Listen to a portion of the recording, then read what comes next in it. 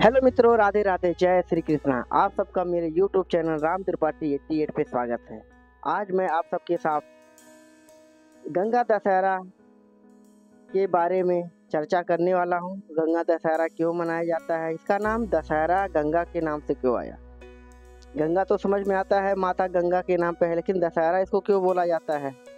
दशहरा तो हमारा नवरात्रि में भी आता है। एक्चुअली क्या था कि गंगा दशहरा दशमी के दिन में शुक्ल पक्ष में दशमी तिथि पे गंगा जी धरती पे अवतरित हुई थी। हिंदू धर्म ग्रंथों के अनुसार जेठ मास में शुक्ल पक्ष की दशमी तिथि के दिन मानव उद्धार के लिए स्वर्ग से गंगा मैया धरती पर अवतरित हुई थी। इस महापुण्यदायी पर्व को गंगा दशहरा के रूप में मनाया जाता है तथा इस दिन मोक्षदायिनी गंगा मैया की पूजा भी की जाती है। गंगा दशहरा को गंगा अवतरण के नाम से भी जाना जाता है, जिसका अर्थ है गंगा जी का अवतरण। सामान्यतः गंगा दशहरा जो भी होता है, हर साल गंगा दशहरा निर्जला एकादशी से एक दिन पूर्व मनाया जाता है। वर्ष 2025 में गंगा दशहरा का पर्व जेठ मास के शुक्ल पक्ष की उदया तिथि के अनुसार 5 जून दिन बृहस्पतिवार को मनाया जाएगा और एकादशी जो रहेगा 6 जून दिन शुक्रवार को एकादशी मनाया जाएगा। अब आपको बताना चाहता हूँ कि शास्त्रानुसार गंगा दशहरा को मनाने का नियम क्या है। 12 पुराण के अनुसार यदि दशमी 2 दिन पूर्व व्यापनी हो तो निम्न 10 योगों में से अधिक योगों का समावेश जिस दिन हो उस दिन यह पर्व मनाया जाता है। ये 10 योग कौन कौन से हैं, चलिए मैं आप सबको बताता हूँ। ये 10 योग इस प्रकार है। जेठ मास हो, शुक्ल पक्ष, दशमी तिथि, बुधवार, हस्त नक्षत्र हो, व्यतिपात योग, गर्कड़र, आनंद योग, बुधवार व हस्त नक्षत्र का संयोग हो, वृष का सूर्य राशि या कन्या राशि, कन्या का चंद्र राशि। जिस दिन उपरोक्त योगों में से अधिक योगों का संयोग होगा उसी दिन गंगा दशहरा का पर्व मनाने का विधान है। उसी दिन गंगा दशहरा संबंधी स्नान, दान, जप, तप, व्रत आदि की शास्त्रज्ञ अनुसार उपाय किया जाता है। गंगा दशहरा के दिन जेठ शुक्ल पक्ष दशमी बुधवार के दिन हस्त नक्षत्र में गंगा धरती से स्वर्ग पर आई थी। इस दिन पवित्र नदी गंगा मैया में स्नान करने से 10 प्रकार के पाप नष्ट होते हैं। इस दिन यानी जेठ शुक्ल पक्ष की दशमी तिथि को संवत्सर का मुख कहा गया है। इस दिन स्नान, दान, वस्त्र, अन्न, जप, तप, उपासना और उपवास करने से 10 प्रकार के पाप दूर होते हैं। पहला 3 प्रकार के कायिक, दूसरा 4 प्रकार के वाचिक और तीसरा 3 प्रकार के मानसिक। ऐसा विश्वास है कि इस दिन गंगा नदी में स्नान करते हुए भी समय भी जल में 10 बार डुबकी लगानी चाहिए। यानी कि जब आप गंगा में स्नान कर रहे हैं तो 10 बार डुबकी लगाना चाहिए गंगा दशहरा के दिन। अब गंगा माता का स्वरूप क्या है। गंगा का चेहरा बहुत ही शांत है, उज्जवल है। उनके 4 हाथ हैं, जिसमें से एक हाथ में कमल और एक हाथ में कलश है तथा 2 अन्य हाथ वर और अभय मुद्रा में है। वे सफेद वस्त्र धारण किए रहती हैं, जो बहुत ही शांति और कोमलता का प्रतीक है। इनके गले में फूलों की माला तथा माथे पर अर्धचंद्राकार चंदन लगा है। यह कमल पर विराजमान रहते हैं। इनका निवास स्थान तीनों लोक में। हिंदी धर्म ग्रंथों के अनुसार गंगा जी पर्वतों के राजा हिमवान तथा उनकी पत्नी देवी मीना की पुत्री हैं। शास्त्रों के अनुसार गंगा मैया जी देवी पार्वती जी की बहन है। ये बहुत कम लोगों को पता होगा। आज मैं इस वीडियो में आप सबको बता रहा हूँ। अब गंगा जी के और भी कौन कौन से नाम हैं आपको चलिए मैं इस वीडियो में बताता हूँ। गंगा जी को मंदाकिनी, गंगा जी भोगवती, हरावल्लभ, भागीरथी, सावित्री, रम्य, दशहरा के दिन दशा अगमेघ, इन 10 प्रकार स्नान करके शिवलिंग का 10 संख्या के गंध, पुष्प, धूप, दीप, नैवेद्य और फल आदि से पूजन करके रात्रि को जागर करें तो अनंत फल की प्राप्ति होती है।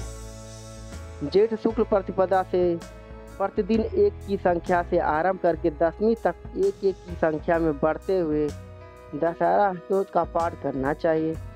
तो सब प्रकार के पाप समूल नष्ट हो जाते हैं और दुर्लभ संपत्ति की प्राप्ति होती है। अब विधि विधान क्या है, गंगा दशहरा में कौन सा क्या करना चाहिए, व्रत और पूजन, ये चलिए आपको बताता हूँ मैं। गंगा दशहरा के दिन सर्वप्रथम एक दिन पवित्र नदी गंगा जी में स्नान करना चाहिए। यदि कोई मनुष्य वहां तक नहीं जा पा रहा है, असमर्थ है, तो वो अपने घर पर या किसी नदी सरोवर में गंगा जी का ध्यान करके स्नान कर ले। सुवर्णादि मतलब स्वर्ण पात्र में त्रिनेत्र चतुर्भुज रत्न कुंभ धारणी श्वेत वखादि से सुशोभित वर तथा वर और अभय मुद्रा से युक्त श्री गंगा जी की प्रशांत मूर्ति अंकित करे अथवा किसी साक्षात मूर्ति अथवा चित्र के समीप बैठकर उनका ध्यान करे। ध्यान करे ओम नमः शिवाय नारायण दस हराय गंगाय नमः। उपरोक्त मंत्र से आवाहन तथा षोडशोपचार पूजन करते हुए गंगा जी का संकल्प लेना चाहिए। गंगा जी का पूजन स्नान करते हुए निम्न मंत्रों का जाप या उच्चारण करना चाहिए। मंत्र है ओम ह्रीं गंगाय, ओम ह्रीं स्वाहा, ओम नमः शिवाय नारायण दस हराय गंगाय नमः। गंगा गायत्री मंत्र जो होता है, गंगा गायत्री का गायत्री मंत्र होता है, उसको बोलते हैं ओम भागीरथे च विद्महे विष्णुपत्नी च धीमहि तन्नो गंगा प्रचोदयात्। गंगा जी का महामंत्र जो है ओम नमः शिवाय गंगाय शिवताय नमो नमः, नमस्तुते विष्णु रूपाय ब्रह्म मूर्तये नमस्तुते। इसके साथ ही गंगा की उत्पत्ति स्थल गोमुख को भी स्मरण करना चाहिए। गंगा जी का पूजन में सभी वस्तुएं 10 प्रकार की होनी चाहिए, जैसा कि फूल, 10 गंध, 10 दीप, 10 प्रकार का नैवेद्य, 10 पान के पत्ते, 10 प्रकार के फल होने चाहिए। तत्पश्चात उस हिमालय का नाम मंत्र से पूजन करें जिस हिमालय से गंगा मैया पृथ्वी पर आई थी। गंगा मैया की पूजा के बाद निम्नलिखित मंत्रों के साथ उनका 5 पुष्प अर्पित करते हुए गंगा जी को धरती पर लाने वाले ऋषि भागीरथी का भी पूजन करना चाहिए। भागीरथी जी का पूजन करते हुए आप गंगा जी का पूजन करें, हिमालय का पूजा करें। उसके बाद महादेव का भी आप ध्यान करें, जो गंगा जी महादेव के सर जटाओं में भी विराजमान है। गंगा पूजन के बाद शिवालय जाकर शिवलिंग पर 10 प्रकार के गंध पुष्प दीप और नैवेद्य अर्पित करना चाहिए। यदि व्रत भी करना है, आप उस दिन व्रत भी करना चाहते हैं तो व्रत भी रह सकते हैं। आप पितरों को तर्पण कर सकते हैं नदी सरोवर के पास। इसके साथ ही गंगा की उत्पत्ति स्थल गोमुख को भी स्मरण करना चाहिए। गंगा जी का पूजन में सभी वस्तुएं 10 प्रकार की होनी चाहिए, जैसा कि फूल, 10 गंध, 10 दीप, 10 प्रकार का नैवेद्य, 10 पान के पत्ते, 10 प्रकार के फल होने चाहिए। तत्पश्चात उस हिमालय का नाम मंत्र से पूजन करें जिस हिमालय से गंगा मैया पृथ्वी पर आई थी। गंगा मैया की पूजा के बाद निम्नलिखित मंत्रों के साथ उनका 5 पुष्प अर्पित करते हुए गंगा जी को धरती पर लाने वाले ऋषि भागीरथी का भी पूजन करना चाहिए। भागीरथी जी का पूजन करते हुए आप गंगा जी का पूजन करें, हिमालय का पूजा करें। उसके बाद महादेव का भी आप ध्यान करें, जो गंगा जी महादेव के सर जटाओं में भी विराजमान है। गंगा पूजन के बाद शिवालय जाकर शिवलिंग पर 10 प्रकार के गंध पुष्प दीप और नैवेद्य अर्पित करना चाहिए।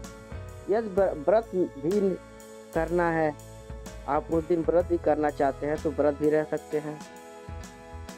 आप पितरों को तर्पण कर सकते हैं, तो गंगा माता जी का इस तरह पूजन दान कर सकते हैं।